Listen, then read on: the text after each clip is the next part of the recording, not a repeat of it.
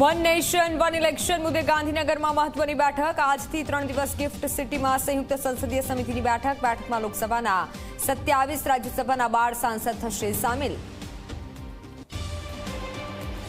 રાજ્યની 84 નગરપાલિકાઓમાં નવા પ્રમુખ ઉપપ્રમુખની વરણી શરૂ। પાટણમાં ચંદ્રિકા રાવળ બન્યા પ્રમુખ તો ભરૂચના અંકલેશ્વરમાં પ્રમુખ તરીકે જિગ્નેશ આંગણિયાની જવાબદારી। વેરાવળમાં નરેશ ગોહિલની કરાઈ પ્રમુખ પદે વરણી।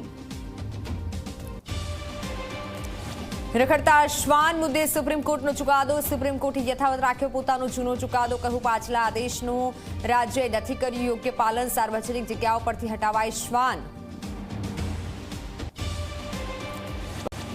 સુરતમાં ભેળસેળિયા તત્વોનો પર્દાફાશ। ઈંગણાજ ભાગ્યલક્ષ્મી ડેરીમાંથી લેવાયેલા પનીર ચીઝના સેમ્પલ ફેલ થયા તો ટોર્નિટો પિઝા ઓરેન્જ ઇન્ટરનેશનલ નમૂના પણ સબસ્ટાન્ડર્ડ જાહેર।